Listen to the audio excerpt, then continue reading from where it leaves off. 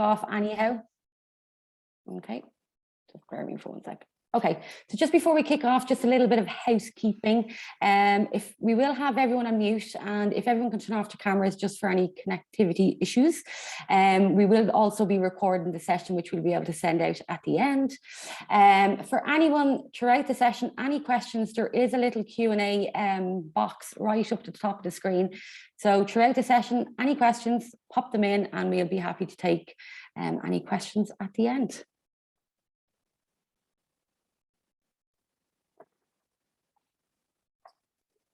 Oh, okay, here we are. Okay, quick introduction. My name's Amy. I am the sales manager at Envisage Cloud.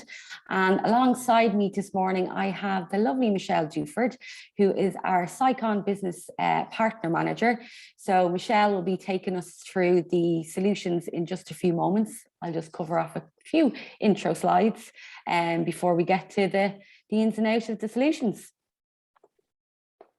Right, so I suppose what's the objectives of today's session? I suppose what we're really trying to show you today is, look, I think within the supply chain industry, we know there's common concerns that's been happening, whether it's the dreaded C word, the Brexit, the Suez Canal issues, logistic issues. We all know from a supply chain issue that there's plenty of, I suppose, issues that we're all facing within the current market. What we're really trying to achieve today, we're not going to try and fix those problems, obviously we can't, but if there is additional functionality that we can show you today, maybe giving you more insightful information, helping you make better choices or informed decisions, whether it be from a sales perspective or purchasing from suppliers, KPIs, all that type of information. And I suppose what we really just want to get across today is just to show you some additional functionality that's actually available within the Sage 200 solution that you already use. So just a quick agenda. We've already done the introductions. I'll take you through a slide just a little bit about Sicon Distribution. Michelle will then walk you through the software, the sales order, the stock matrix. There's a couple of modules there she's going to take you through. And then following that, we'll just do a quick recap on the benefits of Sicon Distribution, and then happy to take any questions at the end. So just a little bit about Sicon Distribution. So just, I suppose, just to let you a little bit of background on Cycon. Cycon have been a Sage 200 ISV partner. Now they have been developing solely for Sage 200 God for 20 years. So they know their stuff and fairly knowledgeable in that world. I suppose what they've really done and tried to achieve is to more so extend or capitalize, I suppose, on already the existing functionality that's within Sage 200. So with the Cycon Distribution modules, what they've cleverly done is that they've broken them down into kind of 9 individual modules, whereas previously you'd have to have bought the full kind of distribution module. So it's just making it a little bit more, it's a very cost-effective way. You can pick and choose the modules that you want to sit within Sage 200. And I suppose that's another key point as well. Any of these modules that you see today, they sit within Sage 200, so you're not coming out of Sage. So they cleverly sit within your sales order processing or your purchase order processing. So the less clicks, the better, I suppose, to increase more efficiencies across any of the processes within the organization. So yeah, so obviously some of the requirements for you guys in the industry that you're in, distribution, look, it's all about trying to improve the costs, move stock quicker, reduce stock, and particularly be able to see maybe material planning, looking at seasonal future trends. If we can help the guys in customer service or in sales to place order quicker or look at previous kind of orders from customers, but also being able to, I suppose, look at supplier KPIs as well and looking at their lead times. So that's the plan today. We're going to take you through some of the solutions on the modules. Just in terms of the 9 modules, these are a list of the 9 modules. We won't be going through them all today. So if there is any particular modules that you want to kind of do a little bit of a deeper dive, please reach out. Happy to arrange a one-to-one session with myself and Michelle. So there's a list of modules there. Just in terms of the ones we're going to focus on today, we're going to look at the sales order management. We'll be looking at the stock matrix. So if you have particular stock items that you need to record by quantity or color or size, we'll be looking at that in a little bit more detail. PO management, again, looking at lead times, supplier KPIs, Landed costs is a very prevalent one at the moment. You know, you may be ordering in container or shipments, and as we know, inflation, it's much more expensive to bring goods in. So hopefully we'll be able to give you more tools to be able to manage those costs. So I suppose this is the first series of a couple of webinars. There will be a few more webinars over the next few weeks. So do register if you're interested in looking at more solutions in the distribution process. Obviously, what we're trying to achieve today is to kind of give you an end-to-end process from when the order comes in, placing orders, ordering your stock, and then right back to the warehouse in terms of pick, packing and dispatching, and even courier integration, which will be shown you in future webinars. So do register for any of the upcoming webinars. As I said, we'll be recording this session. So if there's any key people in the organization or operational people, or even people in the warehouse, do get them to register for the future webinars, because it's really a kind of a well worth a 45-minute session, I suppose, more so. So I'm going to stop talking now. I'm going to hand it over to Michelle. She'll take you through the software and give you a look into it. And yeah, that's me done, Michelle. I'll hand it over to you. Thanks very much, Amy, and thank you very much for joining us this morning, guys. So I'm going to try and keep this nice and easy and sweet for you. There's a lot of functionality that we cover within distribution, even in the modules that we're going to look at today. So I'm obviously not going to show you everything. I'm going to show you the highlights. But again, as Amy has mentioned, if you want a deeper dive into any of the modules, then the guys at Envisage are there to help you and guide you through that process, and we can arrange one-to-one demonstrations for you on any of the modules that you see today, or indeed any of the modules that you might be interested in. So I'm just going to share my screen just really quickly. So just bear with me while I actually pop my screen on here. I'll just stop sharing. Hold on. No worries. Yeah, that might help. Okay, so hopefully, and if Amy can just confirm for me, you'll see a Sage 200 screen in front of you now. I can indeed, Michelle. Perfect. Okay, so obviously this is a live demonstration, guys. I could just show you a rolling video of these things, but the reality is that you want to be able to see how easy it is for your employees to be able to navigate their way through the system with the additional functionality of distribution. The first element of distribution that we're going to look at today is actually sitting over here underneath the distribution menu. And again, just to reiterate, this is your shopping list of things that you might want to add into Sage. The ones that we're going to look at today are SOP management.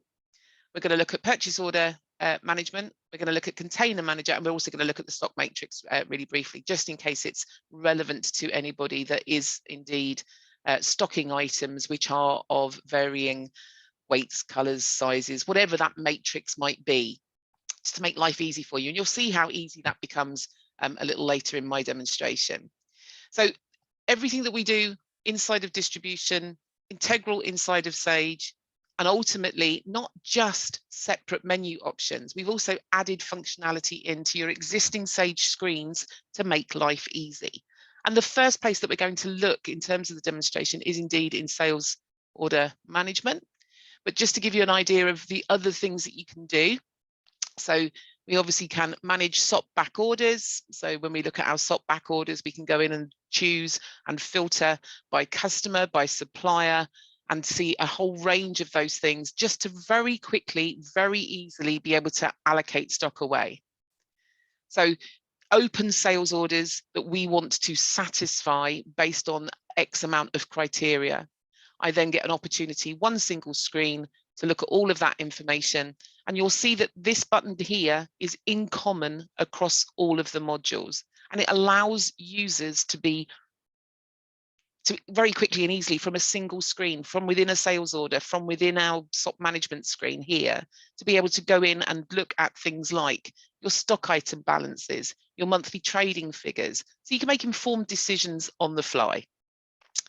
So again, we'll have a quick look at some of these menu options just so that I can then get into the actual real stuff. So SOP templates, the ability for you to be able to manage potentially things that you might want to add in together. So you might have a template for seasonal items. You might have a template for things that you sell to accompany something. So again, we'll see that as we go into sales order processing. We've also added into sales order processing a lost orders inquiry or a lost orders utility to allow you to say that particular order was lost because of. And then in the lost orders inquiry screen, I can actually go in and see why we've lost the majority of our quotes or orders. We then also have the ability inside of SOP management to add in things like the sales price user permissions. So again, just extending what Sage does already, allowing us to add some additional permissions to individual users. So can they change a price? Can't they change a price? That kind of stuff. We can add in markup pricing using the SOP management module. There is also an extended SOP order line list. And again, lovely list views that you have inside of Sage are wonderful. You can add additional columns to those, but there's nothing like having all of that information. So you can see here where I've got a sales order 5452, multiple items in it. Therefore, I get line item detail, different type of list. And of course, you can then add into that additional columns that might be of interest. And of course, any of these listed views, you can of course export out to Excel. So it makes on-screen reporting very easy and navigation very easy for your guys in a fast-moving distribution environment. So that's what SOP management does. Let's just have a quick look and see what it also does inside of sales order processing. So we're going to go back into sales order processing, and we're just going to look in the sales order list. And the very first thing that you'll see as I go in to what would be a normal standard Sage sales order is that the screen looks a little different. And that's because I've got everything that we do in distribution switched on, allowing each individual user to have a very refined and easy way of being able to navigate their way through the system. So it's that kind of quick and easy order entry is the most important thing. So if we just have a quick look at our customer Abbey Retail, first thing that distribution pops up is the ability for you to see open sales orders which haven't yet been dispatched for that customer. So as opposed to creating a new order, I might say, actually, let's just add it to one which we haven't actually dispatched. Again, on-screen stuff that you would have had to have navigated your way through previously.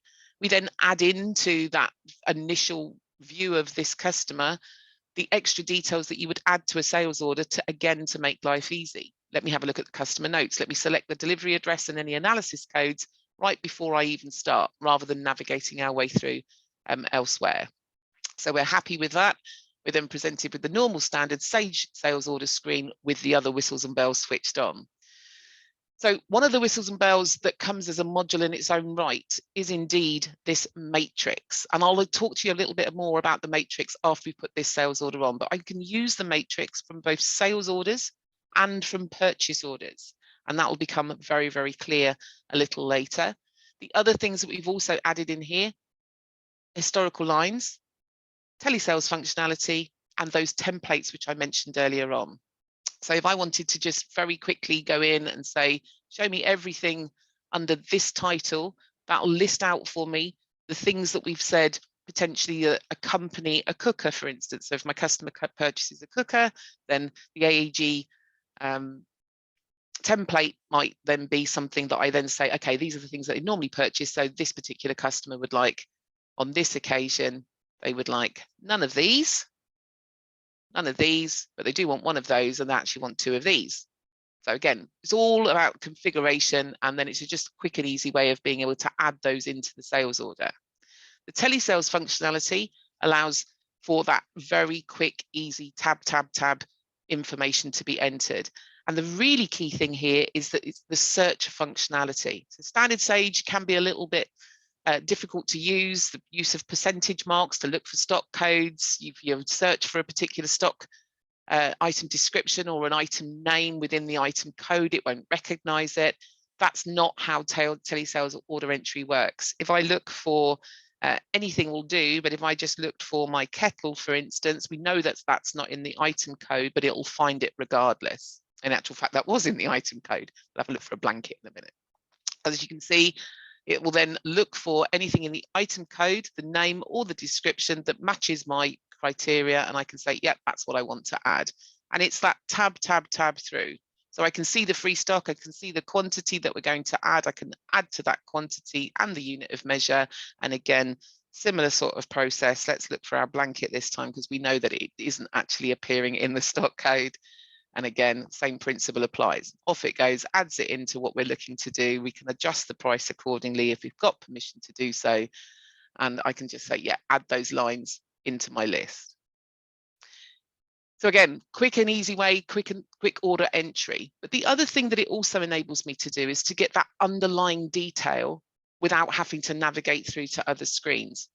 The really key one here is the historical lines. So because I've said that I'm processing this order for Abby, then historical lines will actually show me, as you can see, it's retrieving the historical lines and showing me what we've either quoted or ordered for Abby in the past. So if you do have that, and again, in a distribution environment, it's very common, that repeat order, I'm going to ring up and sort of order this, and this week, but I might have different quantities. I can see in this screen very quickly, very easily, what they purchased previously, how much they purchased it for previously. So the last quantity that they purchased, the last date of sale, and this time I'm going to say, actually, yeah, they do actually would. Let's have a look and see what else we want in here. So a couple of other things that they might purchase. So very eclectic company that does microwaves, ovens, kettles, blankets and wood, but you get the general gist. So I can say, yeah, they'd like 2 of these on this occasion, and they'd also like 2 of these. And again, add those to my sales order. However, I mentioned that distribution button to you. Again, you can navigate to this from pretty much every screen that we switch on.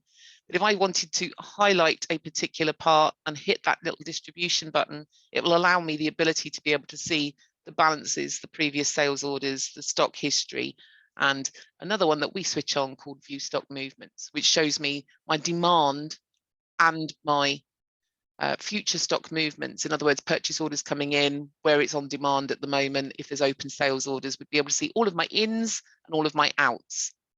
And later on in the series that we're doing, there is also the ability for you to add some intelligence to your purchasing with something called material planning. So we'll look at that a little later in the series in one of the sessions that we do. But this is the information that material planning will look at to decide whether or not to purchase that item based on the demand that we have. So how many have we got in stock? What's my minimum stock level? What's my minimum order quantity? Who's my preferred supplier? What's their lead time? And all of that information, what's my ins? What's my outs? How many should I purchase? That's what MRP uses, but that's the type of detail that you can navigate to. If I want to look at that purchase order, I don't have to come out of the sales order screen in order to do so. You can see there, I can see the purchase order detail, but also by double clicking on it, it'll actually take me directly into that purchase order. This is also good, despite the fact that the warehouses don't match. There's my sales order, my purchase order, I should say. So we're going to see a bit more of this as we go through. One of the other things that you will notice in here is we're going to introduce you to other aspects of what you can do from a purchasing side later on in this particular session. And that's actually kicking in here. So on this purchase order, you can see that it is actually now over its date when it was due in. And that little indicator on the screen is actually driven by KPIs, which you can set into the system. So again, you're going to see this as we go through the purchase order side of things. But that's actually showing me that in terms of the KPIs that we've set, that purchase order is now over the time that it should be. So again, it's all completely integrated, multiple views, various different things. Let's just close that down. We'll add the items that we wanted to our sales order. So we've got a quick, easy way of being able to add those items in. There's lots more to it, but those kind of the highlights of order entry. There's a number of different things that you might want to look at by way of being able to pre-allocate stock. And again, those are sessions that we're going to run for you moving forward. We're just going to save our sales order away, and you'll see there's a whole ream of other things that might pop up onto the screen as well, because we've got other modules switched on for things like Cycon projects. Again, we're not going to create that, back-to-back orders, etc., etc. But again, I think you've seen how quick and easy it is for me to be able to put a new sales order on and get to the places where I need to be. And that's really the most significant thing. It's about ease of use. It's about understanding what the combination of pieces of functionality do in order to improve the way in which we do things, make things better, speed the process up, and make us more accurate. So that's that particular module. There may be individual things out of that list that you might find useful. Others may be nice to have. There's some control that you put into the background, obviously. So we're just going to put ourselves back into distribution, and you can see in the maintenance section of sales order management, I can go in and maintain those lost order reason codes. I can go in and I can look overall within my settings to switch certain features on and certain features off. So again, you've got full control over that, and that's our demand now in our sales order. We're going to have a quick look at container management, because when we actually purchase the items, which we're going to move on to in just a moment, we may well decide that those purchase orders are going to be placed and delivered in a container. We've created a module for container management. And if I have a look at in my container management list, not only is it going to allow me to be able to associate purchase orders to a single entity of a container and see that information, but it's also going to allow me to be able to add tracking information to it. So if I have a particular route that the container takes and it has a number of stops within that, which are confirmed to me from the shipping agent, then I can actually confirm that back to my purchase order. So what we're doing in here, really, I could go in and create a new one, but we'll actually have a quick look at one that I've already created, which is container number 4.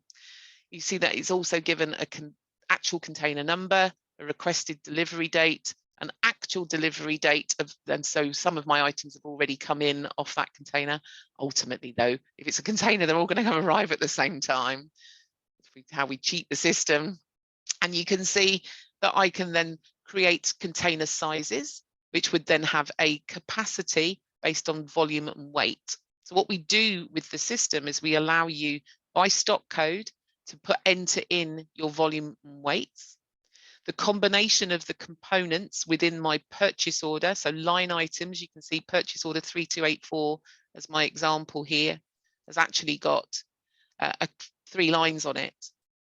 And it would then show me the volume and the weight that you hold against the stock item, as my one here for my kettle has done for me. It'll then multiply that by the quantity, allowing me to then say, am I at capacity within my container? So you configure the container size, what its capacity is, and you'll therefore be able to see what the combined weight and volume of your stock items are within that container. There are other utilities that you can use. We have a CRM solution that sits integrally inside of Sage, which you may deploy, and we can actually add that functionality in here into my container management to add things like CRM tasks and cases to assign them potentially even to non-Sage users. So not part of distribution, but other options for you moving forward. You can also determine what the tracking info will be based on. And you can see I have a tracking profile of shipment. I have a number of stages. I have the provisional number of days from stage to stage when it actually arrived there. And again, a little bit of poetic license with my demo data here, guys, because that probably doesn't make sense. And we really don't want to be over the time. But ultimately, against my purchase order, I can actually go in and confirm, or I can confirm at this point that those stages have been reached, and therefore that will actually update my expected delivery date against my purchase order. So I can add container lines in there. I can add more items to this, and therefore see this is going to be switched on in purchase order processing. So that's a kind of an introduction to container management. Of course, there are underneath the menu options, I can create new containers. I can put in my PO tracking inquiry. So show me where this is within my containers. There is also a pop order line list within the container manager as well. But that actually leads us quite nicely into POP management. So underneath POP management, there's a number of different things that we're going to be able to do in here. And some of those are based around our ability to be able to enter new purchase orders with KPIs in mind. We could also go in and put on a supplier catalog, for instance. So if you're not using stock management, unusual in the distribution environment, but if you're not using stock management, then, or the stock module, then there is the ability for you to be able to go in and enter in a supplier catalog, which would then become visible to you in purchase order processing, so that you can choose from that catalog of items. So let's just have a quick look at it. You can, of course, go in and you can enter in those items. It's a quick and easy way of being able to put on free text items, but select it from your supplier catalog, each individual supplier catalog maintained separately. So again, just one feature under POP management, but the reality is that there are a number of others which you might want to take advantage of. We, of course, have the purchase order expected delivery screen, that particularly relevant for our warehouse staff, for instance. So by stock item, by due date, I can show everything that is due within a particular date range. So if I wanted to see everything that's due into the warehouse tomorrow, that's more than possible from this screen. Quick and easy way of being able to achieve that for you. There was one that we missed out there, which was the supplier KPIs, which I'm going to come back to for you in just a second. There is a stock item location wizard, allowing me to actually move stock around very quickly. We also add in the ability for you to do stock inspections. So against a stock line item, you can say this item requires inspection on receipt. And it effectively, although it's yours and it sits within your stock list, you may decide that it's not usable until it actually comes out of inspection. So parcel fails. So that again is also part of the POP management capabilities. There is also the ability for us to maintain supplier price lists with quantity breaks. Now, you know that there is a price book inside of Sage. It's predominantly used from a sales perspective so that you know how much to sell it for. But maintaining supplier price breaks with quantity breaks is something that isn't managed in standard Sage. So again, part of the POP management utility for you. We have the reverse of what we had in sales order management, in that we have a purchase order list that is extended to give us more information on the screen. I've just added loads of different columns in here, and again, just makes life easy for us depending on what you guys want to be able to see. And of course, that POP order line list as well. So again, that level of detail that you don't get in standard Sage. What's also happening in our POP order line list is that we've added in some of that container information as well. So where you do have purchase orders which are on a container, you'll be able to see that it's actually linked to that container as well. We're going to go in and look at our supplier KPIs just really quickly. When you go into the supplier KPI band maintenance, what you're essentially doing is saying these are your KPIs, what you want to apply to all of your suppliers. And then you'll hit this button down here. It's really, really easy because it'll go back retrospectively and look historically at all of your suppliers and what their performance has been. So based on what you say the criteria of the KPI is, the amount of days that it's overdue, if it's on time, if it's slightly late, if it's late, and what you want to be able to gauge it on, then you can then apply that to your existing history on your suppliers. So I've already done that. So when I go back into my supplier KPI screen, I can choose a supplier. Good old Everest is the one that I like to choose. I put a lot of stuff on for those guys. And we're just going to display that, and you can see what is essentially their score. So the number of lines, what's early, what's on time, what's been slightly late, what's late, what their KPI score is overall based on that. So they've been quite a good supplier. I can obviously then view that in slightly different ways. So we can go in and we can view the order lines. And you can see each KPI score for each order line displayed onto the screen for us. Again, this is all stuff that many people in distribution, many people that deal with multiple suppliers will do and drive out of the system. Just creates an environment that makes it nice, quick and easy for us. And if we just view our monthly breakdown, you can see exactly what is happening there. I'm currently looking at 2022. We're very early in 2022, as you can probably imagine, so very little detail. It's only January so far. Obviously, we can navigate backwards in time. And like I say, you don't have to, it's not going to do it point in time moving forward. It's going to apply that intelligence to your existing history so that you can actually look at their performance year after year. So if we just display that, we can see their performance January, February, March, April over the last year. So those are our KPIs. Again, as you know, some of that KPI information will obviously be tracked through into other areas of the system. So we're just going to pop back in and we're going to look in our purchase order processing, and we're going to look at some of the information that we have in there as well. Part of purchase order processing is also the ability for you to apply extended landed costs. But before we do that, before we actually go into our purchase order, I'm also going to pop in and just show you stock matrix really quickly. Again, it's not relevant to everybody, and my example is by clothing. I suppose that's clearly the one that is going to be the most relevant, where you've got multiple sizes, multiple styles, multiple colors potentially. And the theory behind this is that you want to create multiple stock codes that can be unruly for you. So in my scenario, all I've had to do is say, my stock item is a pencil skirt. And I can actually add into this list. And again, this is all about your settings. So if you go in and say, actually, I've got multiple things in there, it doesn't have to be size and color. It could be weight, it could be style, it could be anything that you guys want it to be, whatever is relevant to your business. I've chosen size and color. And in here, you can see that I now have multiple size and color options. So what the system does for me is it generates stock codes for every different iteration of what that pencil skirt would be, based on all of these lovely things that we have in here in terms of size and color.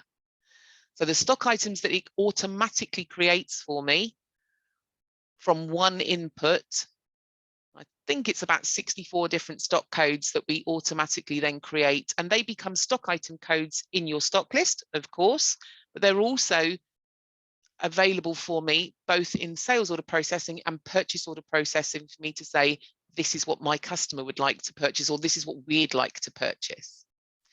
So that's how we've set that one up. I'm just going to go into my purchase order list now. So I'm just going to minimize everything away. I'm going to go into our purchase order processing and into the purchase order list. And I'll show you a couple of purchase orders that we've already set up. The first one that I'm going to show you is a purchase order which was created with the stock matrix. But what this also enables me to do is to show you the other areas that I've also got switched on. So first of all, as you can see, I've already added to my purchase order a number of different iterations of the pencil skirt.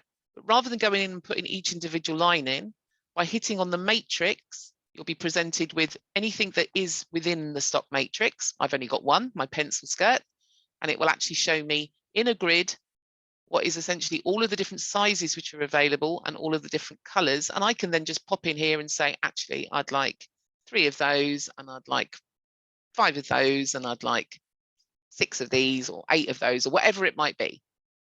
And I can add that to my purchase order quickly and easily. There is also a list view for me to be able to do that. So it'll list out all of the codes for me, and I can enter the quantity tab.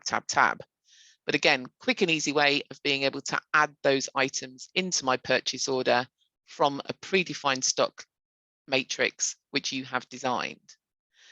What I've also done within my purchase order, because distribution is switched on, is I've given it a default container. So I've said this is, or every single line is going to go onto that container. So let's just have a quick look at that line detail so that you can actually see the container listed out here. So it may be that on one purchase order, it's going on, or one purchase order line goes on one container, another purchase order line goes on a different container. So you can go right down to that level of detail. And of course, what is also going to happen is it's going to update the delivery date for the line based on the confirmed delivery date of the container. So despite the fact that your order might say the delivery requested date is the 26th of January, it'll actually update the line detail by the container confirmed delivery date. So that's what's happening in there. So that's what stock matrix can do, and that's what purchase order processing via distribution also adds in for us. There are lots of other things that we can switch on in here, and of course if we pop into one of these items, I'm just going to go in and edit it again. You'll also see that because distribution is switched on, I can go into the container tracking at line level as well. However, for us, we are indeed going to just have a quick look up here in my container manager, and I've got various different things that I can see. So I can see what's on a particular container. I can also see the tracking dates based on the profile that we have set up in the background. So again, all of that information being brought forward into the purchase order so that I can see the same information about my container that I need to be able to see. With landed costs, so there's an extension to landed costs that we give you. So you know that Sage has its own landed cost functionality. What we do with landed costs, we're going to have a look at this purchase order for Fleetwise in just a second. But before I do that, I'm just going to pop back into my stock list very quickly, just so that you can see what's happening in the background. So in here, I'm just going to choose my large teddy bear, which I have said has landed costs attributed to it. So we all understand the principle of landed costs. The principle of landed costs is that we want to be able to take our shipping costs and proportion those across the average buy price of the stock items that we're bringing in. And it isn't necessarily just based on one piece of criteria. With our landed cost, you can design multiple levels. So in here, when I go in and amend the details, we've added a tab in here for our landed costs. Just switched on here. And you can see we can apply ours as percentage based. We can apply it as value based. We can then apply the landed costs to each individual supplier. So if we buy it in from Ireland, then there's no landed costs. If we buy it in from China, then there is.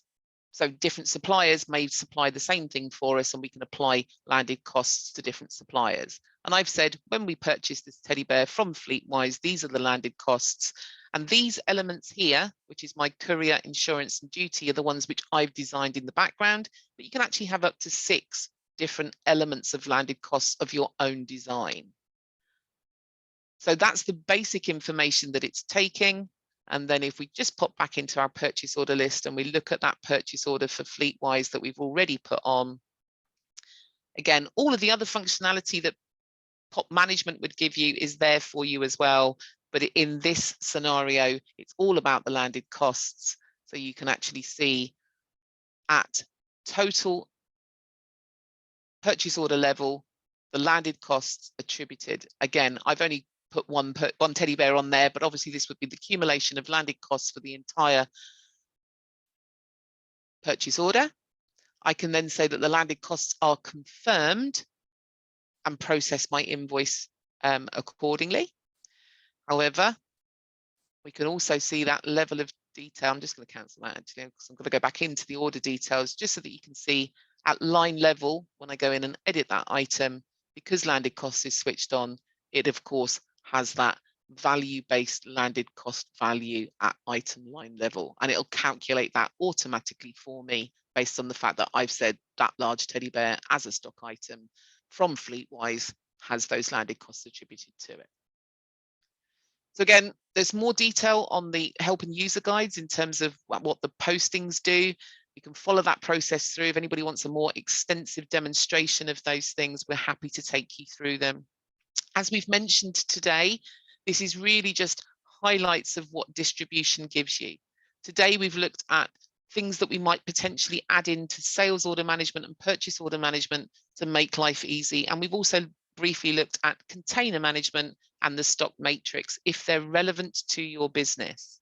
And that's the beauty of distribution, in that you can actually switch on or switch off or purchase those individual modules that are relevant to you.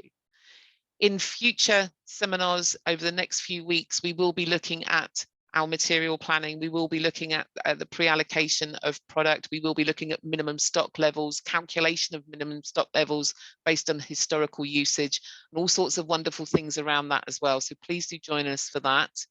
I'm going to stop talking now and invite you to ask any questions that you might have and hand you back to Amy. Thank you very much for listening. Brilliant, thanks, Michelle. Okay, let me just share my screen. We'll just do a quick recap on the benefits. Okay, Michelle, thanks so much. I know we're just going to run over a little bit on time, but I suppose just to recap on some of the benefits, as Michelle has said, if anyone wants a more in-depth, deeper dive into any of the modules that we've shown, I'm happy to organise. Just email sales@Envisage, and we'll chat you through. Yeah, that's it, I suppose. Hopefully you found it useful. As I said, this has been recorded and we'll be sharing if we'll can't talk now. I need another coffee this morning. We will share it out within the organizations as well. So that's it, I suppose, from us. Thanks for your time this morning, and I hope you found it useful and beneficial. I don't know, Jenna, if there's any questions. Let me have a look. Not at the moment anyway, No. Amy. No. Okay. On the list. Perfect. Fabulous. Right. Okay, Michelle, thanks again. And thanks for everyone for joining. And we hope to see you on the next webinar. Thanks very much, guys. Appreciate it. Bye now. Bye-bye.